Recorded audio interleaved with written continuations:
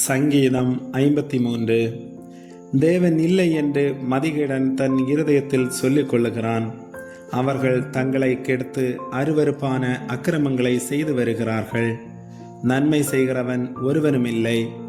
தேவனை தேடுகிற உணர்வுள்ளவன் உண்டோ என்று பார்க்க தேவன் பரலோகத்திலிருந்து மனுபுத்திரரை கண்ணோக்கினார். அவர்கள் எல்லாரும் வழி விலகி ஏகமாய் கெட்டு போனார்கள். நன்மை செய்கிறவன் இல்லை, ஒருவனாகிலும் இல்லை. அக்கிரமக்காரருக்கு அறிவு இல்லையா? அப்பத்தை பட்சிக்கிறது போல் என் ஜனத்தை பட்சிக்கிறார்களே. அவர்கள் தேவனை தொழுது கொள்ளுகிறதில்லை. உனக்கு விரோதமாய் பாளையம் இறங்கினவனுடைய எலும்புகளை தேவன் சிதறப்பண்ணினபடியால் பயமில்லாத இடத்தில் மிகவும் பயந்தார்கள். தேவன் அவர்களை வெறுத்தபடியினால் நீ அவர்களை வெட்கப்படுத்தினாய். சீயோனிலிருந்து இஸ்ரவேலுக்கு இரட்சிப்பு வருவதாக.